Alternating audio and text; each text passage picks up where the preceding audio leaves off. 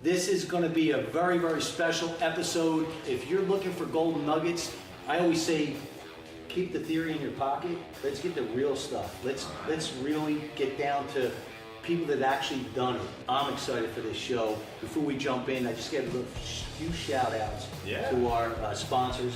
MM Nutrition, Roar.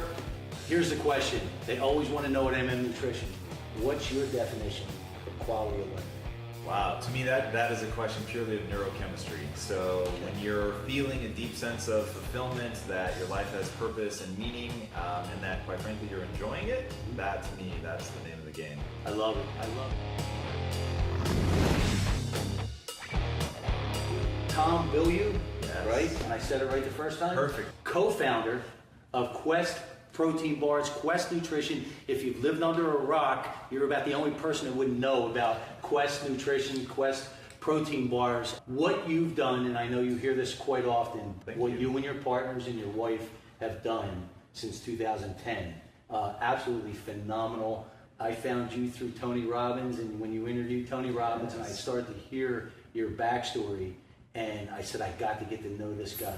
So, want to introduce yourself? I'm one of the co-founders of Quest Nutrition, and then I've also started a new company now called Impact Theory. I believe my very mission in life is to pull people out of the matrix. That's how I think of it. And the matrix to me is the set of limiting beliefs that people have about themselves, about the world, about what's possible, about what they can become capable of.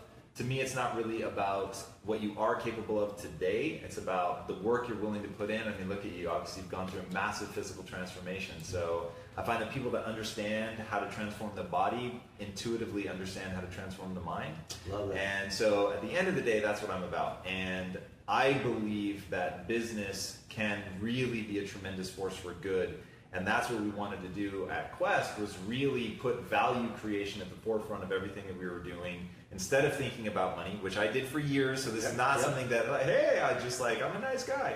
It was realizing that chasing money really left me feeling empty inside. And so when you ask, what's the definition of, I forget the exact words you used, but a life well lived, essentially. Well, what's your definition of quality of life, right? What you said just a few seconds ago is interesting. And I've heard you say this before, and I know that you're on the opposite sides of Gary Vee. Gary feels like an entrepreneur is born, right? And you have a different outlook on that. But it also makes sense because people that don't know your story is you weren't born an entrepreneur, right? Very true. So, and that's a real interesting thing. And that's where I think these golden nuggets are going to be huge because of where you've started and where you've been. So let's go back to where you started. Where were you born and raised? Tacoma, Washington. How was your childhood?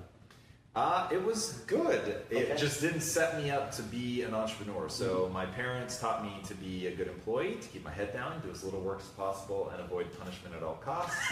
And that's really how I came up. And I certainly didn't consider myself very well educated. My family teetered between white collar and blue collar. There was a time where my dad had a white collar job as a purchasing manager, and then there was a time where he was unemployed, and there was a time where he was working as a mechanic. And so that was sort of our life, but it didn't seem bad. I loved my childhood. But it just didn't set me up for the kind of success that I saw for myself. So that forced me to figure out how far you can take your potential. Did you have anybody in your life, though, growing up that you could see any type of mentor, like we're moving in the entrepreneurial world? No. Either did I. But I found out, because I didn't do well in school, right? I found out that I just had that entrepreneurial DNA. And but I found out once I got into the real world because it just, nothing else fit. And I couldn't define it at the time, but nothing else fit. So for the last 20-something years, that's all I've done, with different businesses. So it's interesting, but my dad was worked for a company for 30-something years, so I didn't have that either. It just came to me. So it was almost like you get to a point where, well, what else could it be, right? Because I'm not going to be here, and I'm not going to be here, and I don't fit in here. So it has to be here. And is that almost how it worked for you? No, for me, unfortunately, it was a lot more desperation. So I didn't feel that I didn't belong. I really felt like the safety and security of a company was fantastic. I do have a crushing problem with authority. I'll be honest about that. There's a DNA, right? So I wasn't a very good, actually that's not true. I was a pretty good employee. And if you put me in a company, I always wanted to work my way up. My problem was because I had a fixed mindset, I believed that the best way to have quality of life was to always be the smartest person in the room. So I would only apply for jobs where I knew I would be one of their smartest employees, where I'd be smarter than the person interviewing me. And so that forces you to make your world smaller and smaller, to aim lower and lower, right? Big fish, little pond. That was my strategy. And here's the thing, like honestly, you want to keep it real and honest. Yeah. It's a good strategy if you just want to feel good about yourself in the moment and you don't want to push yourself and you don't want to grow. It was a good way, and I felt good about myself. I prided myself in being smart, and it really wasn't, if it hadn't been for the fact that I had grand ambition, I had these huge goals that I wanted to make come true, I never would have had to confront that. And I think that's where a lot of people, because they don't have ambition, there's nothing intrinsically that they want, which I had. I wanted to be a filmmaker, so I knew where I wanted to go. And I was in constant conflict with, I know where I want to go and I'm not doing anything about it. And that really bothered me. And so that is a huge statement. One of the things that from seeing what I've seen on social media and YouTube, right, with your story in different times, one of the biggest things that I admire is what you've been able to do in the business world. But I've heard you use this statement a few times. I sit at their feet and I learn. And honestly, let's take the elephant out of the room. When you get to a certain level, and the level that you've been able to get to in business, that is beyond rare. So really what you're saying is you did a 180 from where you were, your self-image, to where you are today. And that maps directly to your self-image, I believe, because I believe that you can build your self-image up, you can tear it down, but you cannot outperform it. You're open to saying now, not only am I the small fish, I'm good with that because I know eventually I am going to be that big fish, instead of saying I have to start out as that big fish. So you actually did a 180, which is huge, right? And it's completely walking the walk. Big time kudos. So that's something obviously you deserve to own, because that's a polar opposite. Now, I see what you're saying about perspective, right? You can look at this and say, that is a good strategy. But looking back at what you know now, would you say it's a facade? I wouldn't say it was a facade, because at the time it seemed like a winning strategy. I didn't have the words to articulate, like I didn't understand that I had built my self-esteem around being smart. It just seemed like a winning strategy to feel good. I get that, right? And I don't mean particularly you, like a facade. I mean overall, because I do know you said, well, it is a good strategy. That people build a facade. Right. So I want them to know, because you actually did something completely polar opposite, right? And the level you're at, you don't hear that much, man. And that's a powerful statement. Sit at your feet, and I'm going to learn. That to me is a bulletproof self-image. So your point about self-image, it really was understanding that I had to change my identity. I had to change what I was building my self-esteem around in order to keep feeling good. Sure. You said your identity. So where was it and where is it today? Well, my identity used to be being smart and having the right answer. Okay. And I realized that through some School of Hard Knocks, realized that was not serving me. I was routinely meeting people that were smarter than me, that I often had the wrong answer. So when admitting that you're not the smartest person in the room, when admitting that you're wrong actually damages your self-esteem, you're in a really fragile position. Because the more you double down to protect that, we've all met people that do that, right? They'll argue for an idea just because it's theirs, even though everybody in the room is like, that's obviously not the right answer, but they just cannot let go of the vision of themselves as being right or being smart enough to be right. So I had to switch it to being the identity of the learner. So identity drives behavior. Once you understand that, you realize that if you want to change your behavior, don't aim at the behavior, aim at the identity, and then you'll live in accordance with that. So once you start telling yourself and the world, I'm a learner. That's what I pride myself on, right? So I've said out in the world enough, I'll humble myself, I'll put myself at somebody's feet, I'll learn, and here you are saying it back to me. Now I really want to live in congruence with that, so it's like, not only do I say it to myself, you're saying it back to me, so it's all of a sudden you find yourself doing a behavior that's awesome, that's super advantageous, just to be congruent with something that you're saying. Which forces you now to grow. Right. To build, and I'm a big believer that, and obviously you know this, struggle equals strength all day long, right? I always say if you're not sure how accurate that statement is, just look at nature, right? A mom bird knows it can get the baby bird out of the shell anytime it wants, but nature tells it has to be able to fight its way out in order to eat for tomorrow, right? And I believe that we're the same way. We have to go through some certain struggles in order to get to that next level and eat for tomorrow, just like our muscles, right? We tear down in the gym, but we repair and rebuild outside of the gym. And when we stop using that muscle, it atrophies, right? It disappears, it goes away. Again, there's no theory here, man. You're doing it and you're walking the walk, and that's who we want to highlight. So that's awesome to me. Your story with your first business and your partners is what really caught my attention. And I love what Tony did, where you were interviewing him, but I can tell that he was he loved the story so much, he found a way for you to share it, right? He's just genius. Can you share that story? You started a business, a tech business, right, with two partners. So I met them when I was still a teacher.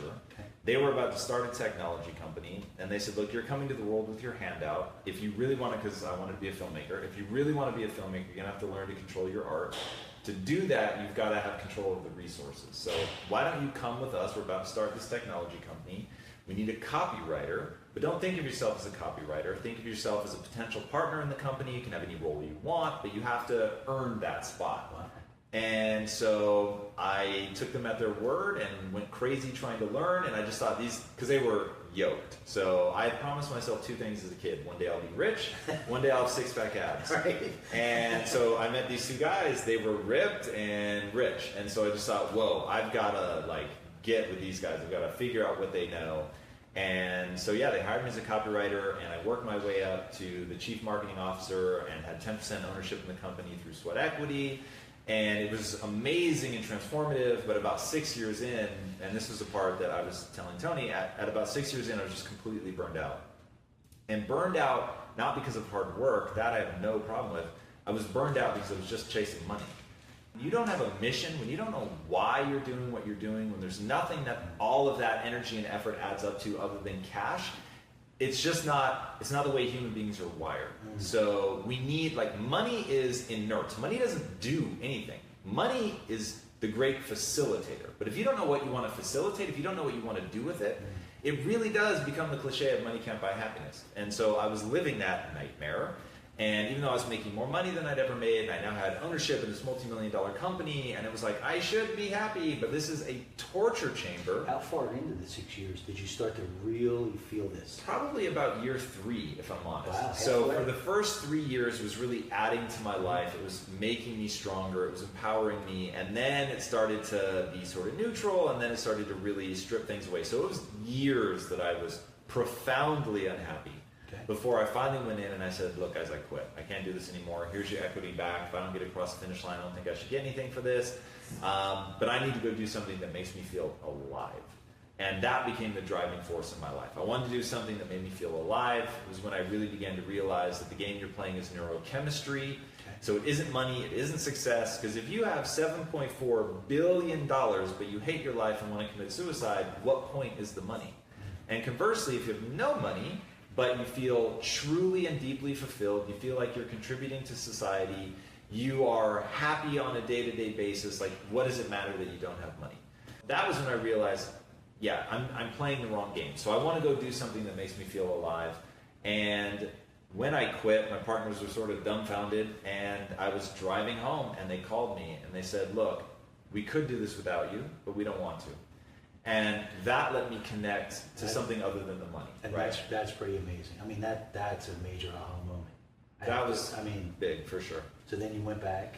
Yep, so I ended up going back and saying, look, if we're gonna work together, first I have a confession, which is that my highest priority in business is camaraderie. It's the friendship, the brotherhood. It isn't the money.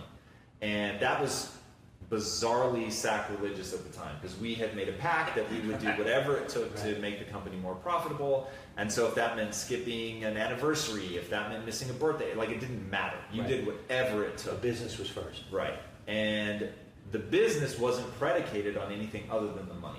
So now it's like the money's first. Okay. And that just really wasn't how I wanted to live my life. It wasn't true to who I was. So I at that point, I had nothing to lose, right? If they said, oh, well, then actually we don't want to work with you anymore, I was like, I just quit like an hour ago, so what do I care? Right. So I said, look, what I care about is the camaraderie. Whatever, we're going to have to either fundamentally change this business or start over, or sell the business, do something different. It's got to be something based entirely on value creation. It's got to be something where we're able to be who we really are as people. I want to build community, and so we set some financial objectives for the company, and if we didn't hit them in 6 months, we would sell. We did not hit them. We ended up selling, and for 3 very different reasons, decided together the thing that we would do would be nutrition.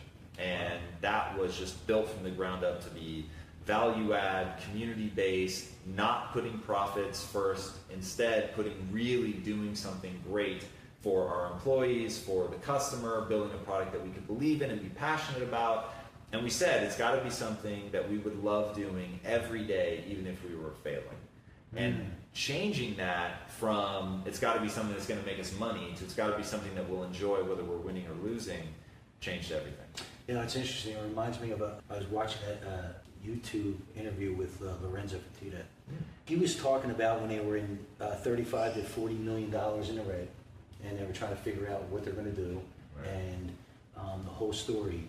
And then when they fast forwarded, he said, but, and Dana White was sitting next to him, and they both looked and they started to laugh because they knew what he was going to say. He said, but the worst day that we ever had was still amazing. So when you can say that, I believe you won, or you're winning. The worst day you've had in business, was absolutely amazing. So you didn't hit the numbers, you sold the business. How did you guys come to the agreement on a bar? Well, so to answer both of those questions, it was a very sort of unclear-cut moment. So we didn't sell the company one day and start Quest the next. We started talking seriously about Quest in 2009, but we didn't sell the company until 2010, I think, 2011, somewhere around there. We were well into Quest. So I was at Quest by myself for the first year, and they were still back at Awareness Technologies, wrapping up our obligations there because we had sold, but obviously they come in, they don't know the business. We had been working on the bar, from back in 2009, so for a long time before we launched it, and my partner was working with his wife on the formulation, and they came up with a formulation, so it wasn't even like, there was nothing to argue. It was like, which ones taste best? They probably had 5 or 6 different flavors, but only 2 were good enough to commercialize, so we launched with those 2. And then the vision was always to make it a food company, so we had been, looking at just expand, but broke the company up into 3 distinct pieces, and that was people, process, and product. And one of my partners was product, the other was process, and then I was people, so sales, marketing, that kind of thing. And I know that your biggest why maps back to your mom and your sister, for sure, right? And also you. Right, I know you said you kind of grew up in a family that was overweight. Yeah, right? Morbidly obese, straight up. Morbidly obese, unhealthy physically. Yep. And that was your biggest why. Where were you at physically? Yeah, that's really fun. So in the technology company, all we talked about was health and fitness. Because those guys were into it, right? I had been dabbling in it before I met them. And my whole thing was like, who do you listen to? There's so much noise out there. So one of the greatest gifts they ever offered me was just clarity, right? It was just one path. At least it was one thing. Listen to these 2 guys. I was like, I'm looking at them. I know it's worked at least for them. So let me give this a shot. So in 2003, it was like they referred to it as my pencil neck phase. So by the time I met them, I had learned how to lose fat. So I had lost a lot of weight. I was chubby, we'll say. By today's standards, that's actually a little unfair, but for when I grew up, I was chubby by those standards. Okay. lost probably about 30 pounds, Okay. and then met them sort of in that pencil neck phase. Then I ballooned, ended up gaining 60 Really? pounds, and then through working with them and like really learning about nutrition, and this is all at a technology company, keep in mind, but we're all lifting heavy and like everybody's experimenting and trying it, and I go like hardcore, low carb, and basically I am not suggesting people do this, but put myself into rabbit starvation essentially for like 2 years. And in that, I lost a lot of fat and muscle mass, sadly, but lost a lot of fat and got shredded. I know, I guess I should know thy audience, not shredded by most of your standards, but I was really lean. And, you know, six-pack abs, like the whole nine, like What all do I you think wanted. your percentage was? If I had to guess, 8%. That's, so you're under 10%. No, I was lean. There's no question. No. Nobody's gonna say I wasn't lean. Right, Just I know shredded is like has like a definition, and that I probably was not. But I was very, very lean. Yeah. Very proud of all the hard work. It How was did you feel? terrible. Emotionally, great, because I'm so proud of how much fat I'd lost. Okay. But dude, I was starving and doing cardio. So my calories were probably 12 to 1500, and I would refeed 1 day a week, but even then I had to stop going crazy because at first I was refeeding so hard, like cakes, pies, candy, like the whole nine, that it was like by the end of the week I might be down to like half a pound. So I'm like, this is I'm starving all week, and then you're Saturday's like Christmas, but I'm like, this is super counterproductive. So then I really started to just tighten everything up. And during those years that the ground for Quest got laid, well, we weren't really thinking about that, but we were talking so much and experimenting so hard with human metabolism, diet, and this was really being driven by my partner that did product. He's so good with human metabolism, nutrition. Really? So he's doing all this stuff, sort of treating everybody in this new, this technology companies like guinea pigs, right? What will they eat? What works? What's helping people add muscle, lose fat? So it was a lot of fun. And that's why we were so interested in doing Quest. We've been talking fitness and nutrition for years, like really just living it, doing it. Isn't that interesting? And so crossing over to Quest, I probably lost, by the time we started Quest, I probably lost about 2/3 to 3/4 of the fat. Okay. And then, so that brought this wind and this real passion and conviction to Quest, because I had seen what it had done to my own life to really think about nutrition and human metabolism, to do the hard work, the calculus of all that stuff. And given that, you know, my family was morbidly obese, I really believed I'm now making life choices where, like, we're doing our arterial scans at Quest and stuff. So I'm like getting really hardcore about longevity, about strength, Love that. all of it, and really wanting to give that to my family. So as we were deciding, okay, this is going to be about value creation, what's going to be the mission that we put at the heart of it, it was end metabolic disease, right? Like, let's really push it and take it all the way there, be a food company, not just a protein bar company. And so that was, a big part of the journey. I mean that's huge, and I love that you said that, because that's your mission. And now in the position you're in, you really can make a huge impact. And I'm a firm believer that people buy into society. They think that when you get to a certain age, 35, 40, 45, you're supposed to feel and look a certain way because that's what society says. And I always say the goal shouldn't be to look and feel your age. Why don't you put the bar at look and feel 10 to 15 years younger? Right. And you certainly can by the inside out. Now, how much of an impact has your journey been on your mom and your sister? It's fascinating. So my sister's lost over 120 pounds. Wow. Utterly transformed. Wow. Just unbelievable. How cool is that? Amazing. And watching her go from depressed to like the joy, it was unbelievable. So that's the kind of thing that's just all the juice in the world for me and keeps me going. That's and it. Excited. Wow. My mom has continued to struggle. And so that's when it really became clear to me that it's a huge task, right? And we used to say, you know, any metabolic disease is going to take us 25 years. Like, this isn't something that happens overnight.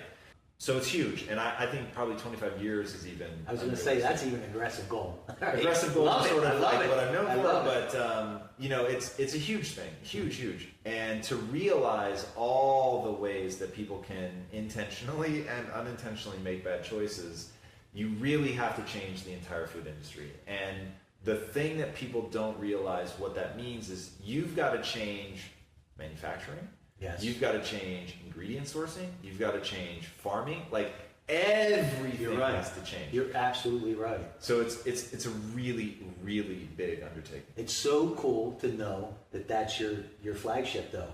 Again, because of the position you're in, you can really, really make a huge dent. Let's go on the other side of that, though.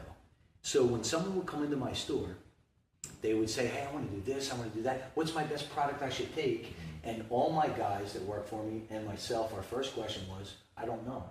What's your goal? Yeah. What are you looking to do? And then we'll get down and we'll cut it all down. And I always finish it up this way.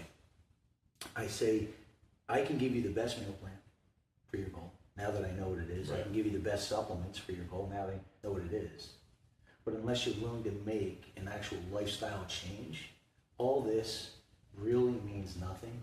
And I always say, you know, they're called supplements for a reason. They supplement your lifestyle. So the better your lifestyle, the cleaner your lifestyle, the better the supplements are going to work. So I'm a big proponent on that. How about the mindset and your thought process on lifestyle versus that ugly 4-letter word diet? Yeah, I mean, it needs to be a lifestyle. So for anything to be sustainable, you're going to have to find a way that, one, is giving you the result that you want. Two, is something that you can actually do for a very long time. Otherwise, it's just going to be yo-yo. You sort of come in and out of that state.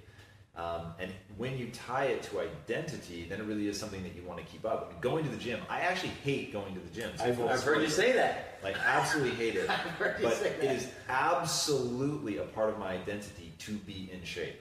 So skipping the gym isn't even an option. So it's not like something I wrestle with. It's a part of my identity, something I want to do. I'm so obsessed about longevity. I'm obsessed with cognitive optimization. And all of these things require that I work out. So I love that, man, because when I speak or people hear me talk, I always ask the same question. What are your non-negotiables? If you don't have non-negotiables, you're like a buoy in the ocean, right? You're letting that wave take you where they want to take you. And what you're saying is, you have to have non-negotiables to have some sort of boundaries to now know where you're going and where you want to be. So someone that doesn't enjoy the gym, it's so interesting, that's your non-negotiable, one of, I'm sure, many, in order to get you to where you've been. So I love that you talked about that. Non-negotiables, I think, are one of the biggest reasons why so many people go down a certain road and then come back, or they feel like they failed or they fell down, because there's no direction and there's no non-negotiable. I don't even know how else to say it. Right. You need non-negotiables in your life. How much does that impact your personal life? Massively. And so to go back to our common link of Tony Robbins, he talks about, you don't get what you want, you get what you need. Like, once you can make something a must-have or a non-negotiable, I love that actually, that's when you're going to do something with your life. When you absolutely must have to have it. Like, when people ask me, like, okay, how have you been successful? The answer is, at the center of my soul is a gaping need to succeed. Like, I must. It is an absolute necessity for me. So when we had the success at Quest, and my wife and I made enough money, literally, we could have bought an island and never worked together. Yep. So, but the need at the center of me is not to have money. The need at the center of me is to do my life's mission, which is to pull as many people out of the matrix at scale as humanly possible, right? To help as many people maximize their potential as possible. So that's the thing that drives me. So it is my non-negotiable to do that. It's the thing that's going to give you the energy to push and to keep going. Like, when it is tied to your very identity, for you to be the person that you want to be, if you have to, whatever, in my case, work out, optimize cognitively, push the business forward, like, do the things that I want to do, then it'll happen. But once there's like, because this stuff is hard, like, it's hard and it hurts and it burns and it sucks. And so it's like, if you don't have something that you love beyond all reason and measure driving you, you're going to quit. Yes. Right? Yeah. It's the only reasonable response. Because it's a human nature, right? We don't want that pain, unless there's something tied to it. For me, how do I get up every single day? Because I train every single day. It's my iron therapy, right? That's my non-negotiable. Before anything, or if I'm traveling, when I get to that destination, I'm in the gym because it's my zen. I need that. That's my pull. Because I had a real bad motorcycle accident years and years ago, and it was almost taken away from me. I could have been paralyzed, or I could have been dead. I was in intensive care for about 5 days. Whoa. Right, broke everything on this side, punctured lung. I could have been dead or paralyzed. Right. So when it was almost taken away, wow. that's when it kind of opens things up for me. And I'm sure it happens to a lot of people. Here's the other thing I've noticed that I really admire when I see footage on you. I don't know that I've ever heard a man speak so highly about his wife. And I'm just being real. Sure. I honestly am being real, and it's so genuine. How has Quest and this whole journey, because you guys did it together, I believe, right from day one? Mm-hmm. Okay.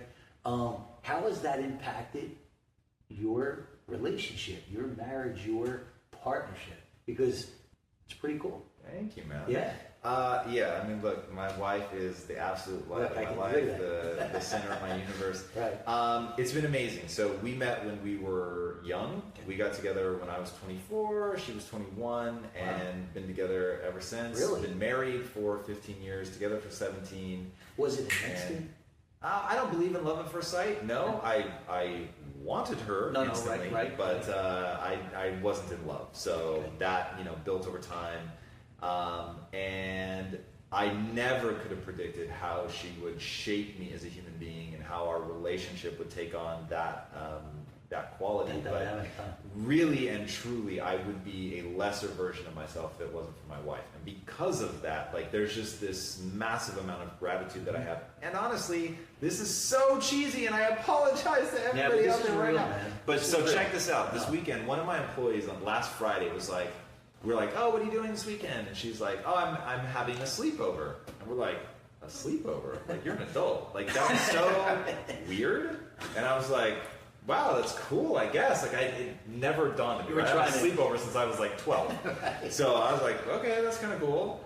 And then that Saturday, I looked over at my wife and I was like, it never dawned on me before. She's just primed me with this. But every weekend is like a sleepover with my best friend, right? So that's just like the vibe that I have with my wife. And so I was like, once someone sort of puts that perspective in your mind, that's what made me go, that's what I love about this relationship. So we're building a business together. So we built Quest together. We're building this together. Literally as 50-50 partners. Think about that for a second. When I told the lawyers, they're like, one of you should be 51%. Like, I'm just saying. And I was like, I literally want you to create the ultimate divorce nightmare. Like, make everything equal. Make it so that if we ever got divorced, like, either one of us could just burn this thing to the ground.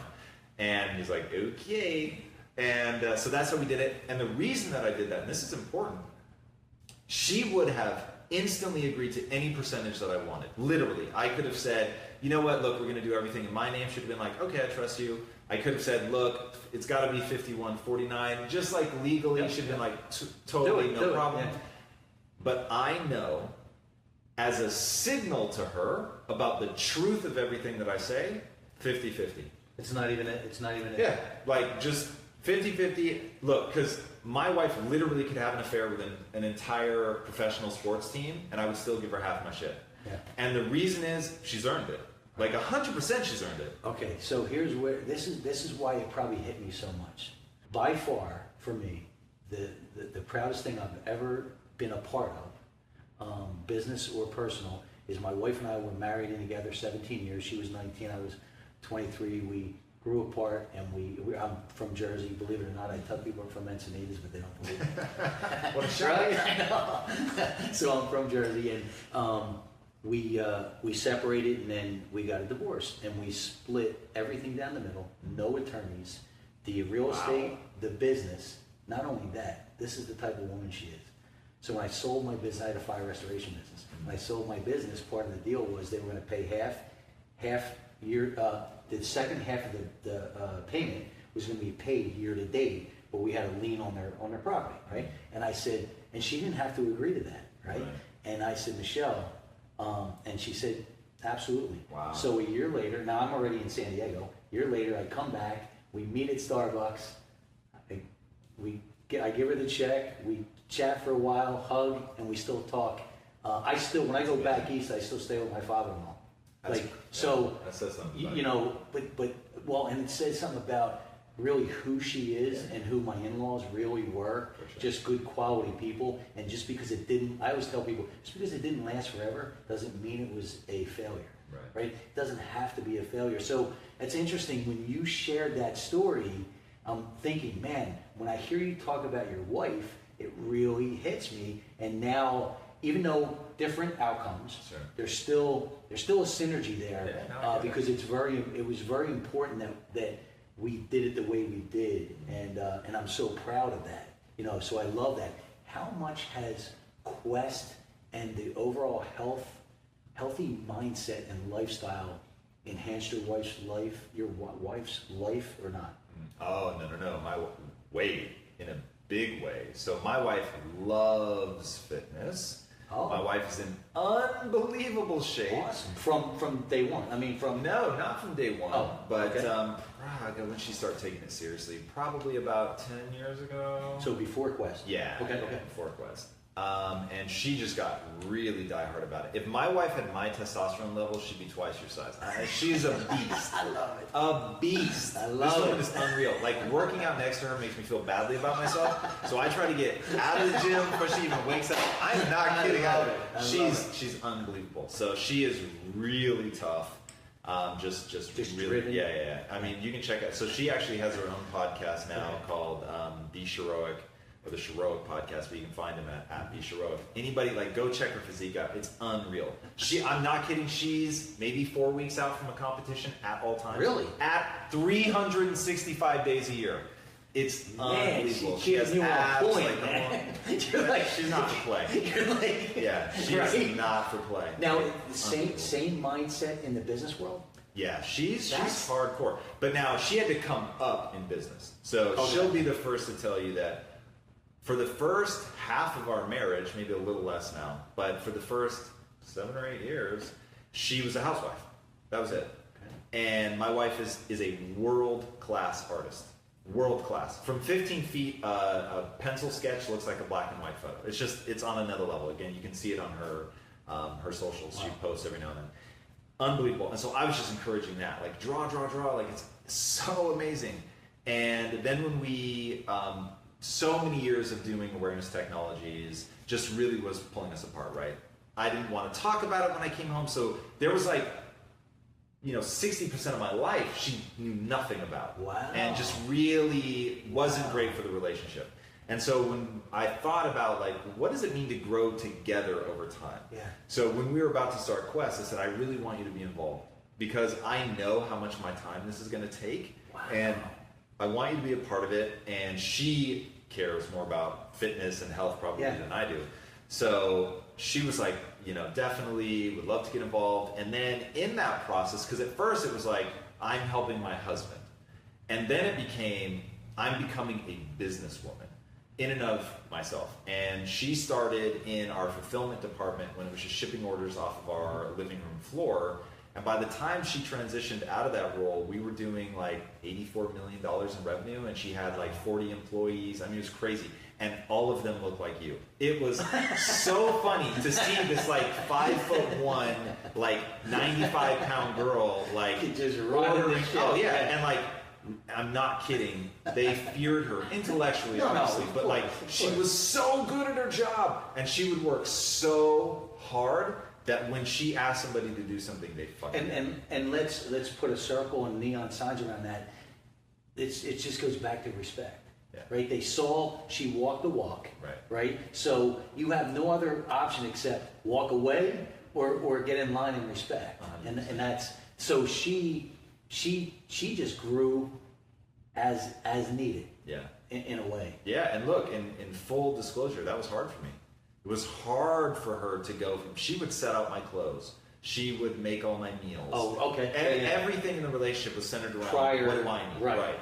And so her becoming a truly powerful businesswoman was what happened to my wife? Right? So talk about that. That's interesting. So for me, everyone should live by a code, right? There's just things that you believe are right. And there's things that just should be a certain way. And so I had to reconcile, I believe every person should live the life that is most fulfilling to them, makes them feel the most alive, that they're expressing their potential, they're becoming the fullest and most powerful version of who they are.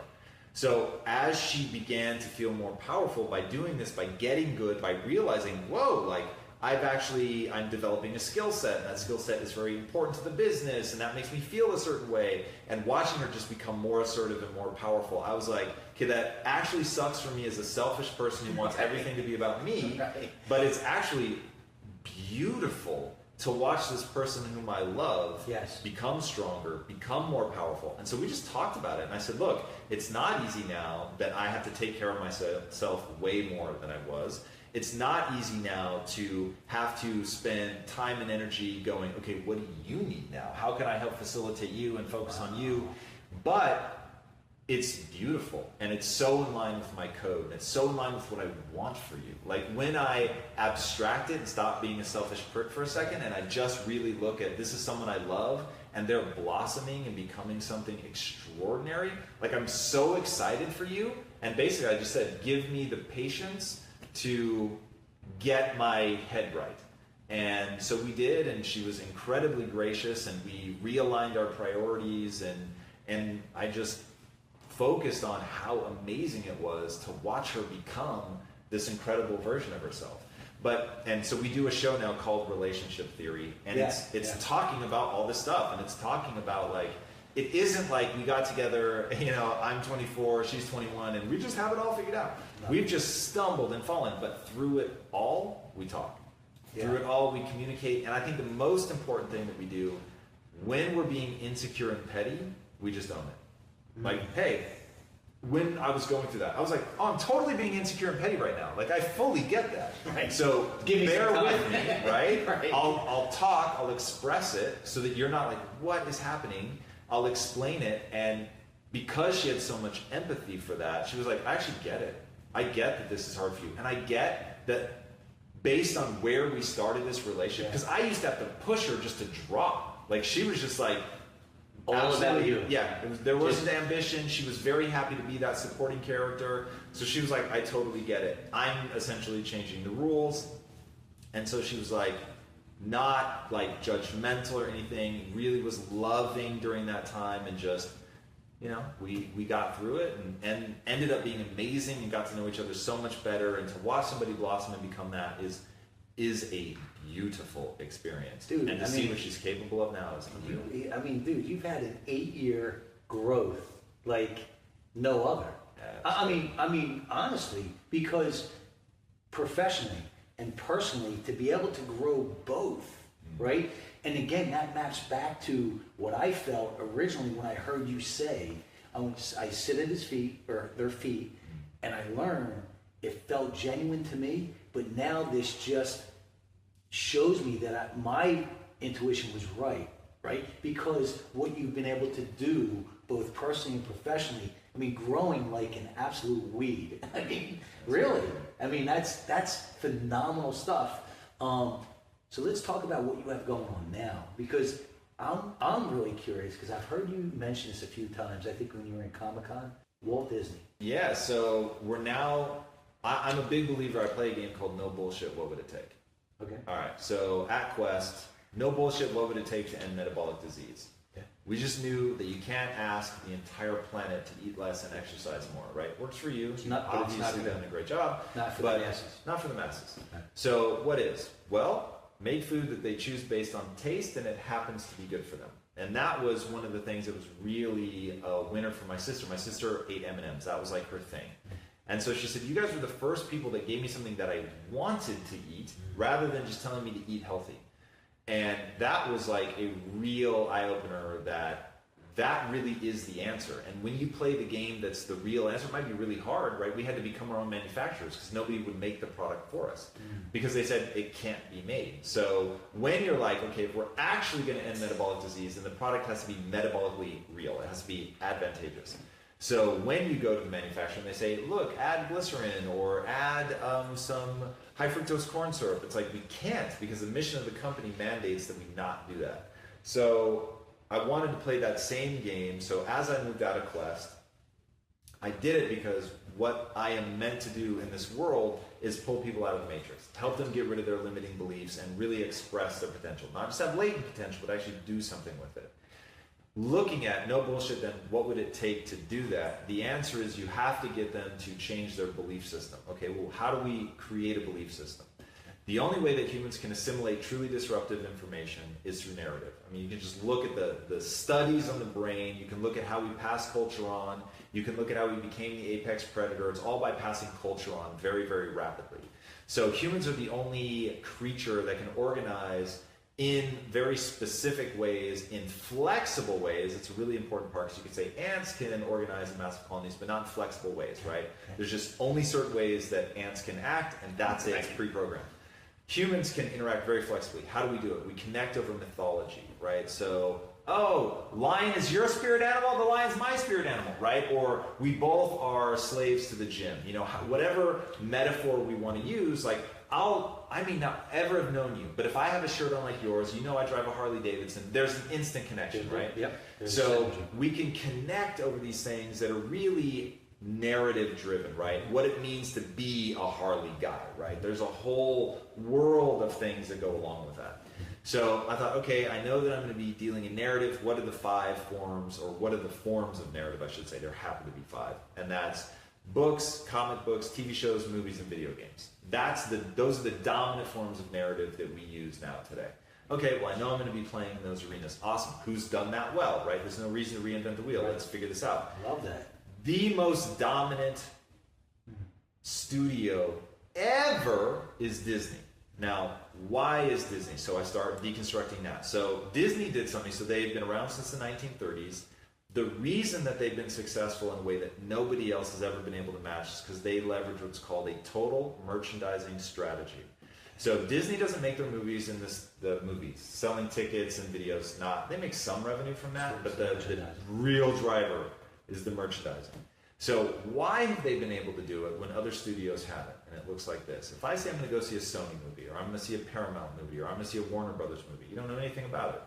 But if I say I'm going to go see a Disney movie, you already know something about it. Interesting. Every piece of content that Disney puts out, every piece, feeds into a brand ethos. So that Disney itself means something. Warner Brothers doesn't mean anything. So Disney understood everything that we put out has to be true to our belief system, just to keep it simple. So I said, okay, well, not only does that make sense, that so correlates to who I am as a person, and it goes with what I know about the power of social media. So if we're going to beat Disney, we cannot play Disney's game. We have to find, like when you're David against Goliath, you have to change the rules of the game. So right now, the one thing that they don't understand how to do is build community, leverage social. They're such a big conglomerate, like they're just not nimble enough. So that's going to be the way that we're going to beat them, but using their own, the thing that made them great, which is to make sure that every piece of content we put out, we're not going to match their identity. Their identity is about the magic of childhood, sort of the innocence lost, that kind of thing. But ours is empowerment. Okay. So every piece of content, whether social content, the show impact theory, relationship theory, any of that stuff, or the traditional narrative content that we'll be doing, comic books, TV shows, movies, video games, every one of them will give you the same feeling. There'll be different movies, some will be scary, some will be funny, but at the end of the day, they'll all leave you with one feeling, and that feeling is, I can do anything I set my mind to. So every piece of content that we make will feed into that brand ethos. So the impact theory ethos or the impact theory brand will give you a certain feeling, just like Disney does. So you know, oh, I may not know much about it, but I know it's impact theory. So I know the feeling that I'm going to get from it. So where do you see this company in a year? In a year, we won't be too much farther than where we're at now. A year, what the Tony Robbins quote is, people overestimate what they can do in a year and underestimate what they can do in 10. Right. So my team will tell you that this is a lie, but I think I'm pretty realistic about what we can do in a year. And so in a year, literally a year from about 3 weeks ago, was San Diego Comic-Con. Yep.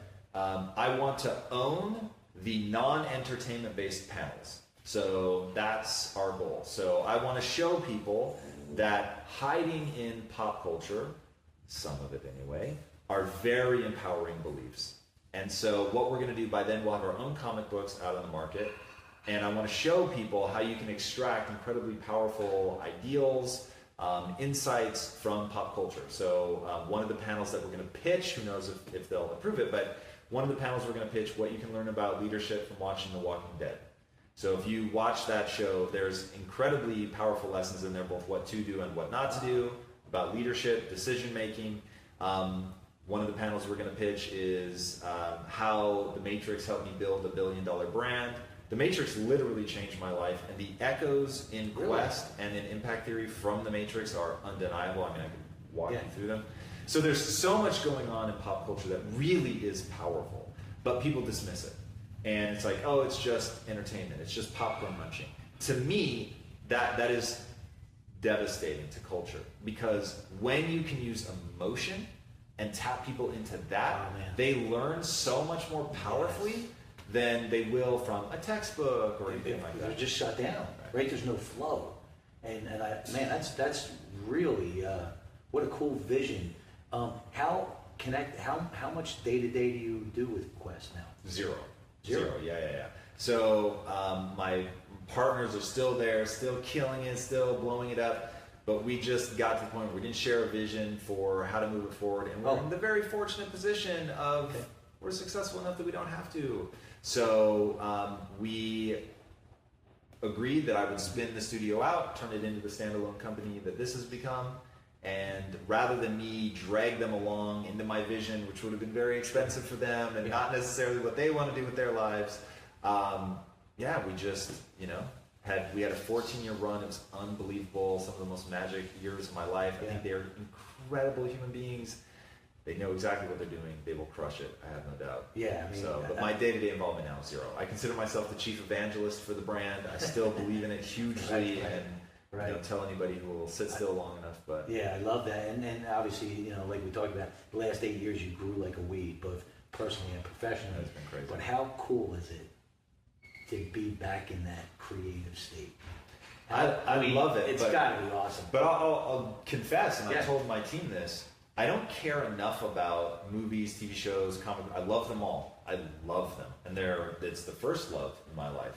But I don't care enough about it to risk my fortune or to work as hard as I'm working. The only thing I care enough about to do all of this for is to help people out of the Matrix. Really? 100%. That's 100%. That's the biggest driver, huh? But by a factor of 100. So the level you have to work to start a business is inhuman.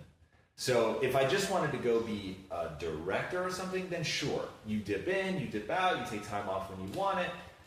But to run the studio, to put your own net worth at risk, you said something that's so important to hear from you. A lot of people don't understand what it takes to start a business from scratch. And it reminds me of Lorenzo Fertitta again. I'm a big fan of his, man. I just think he's just a phenomenal person.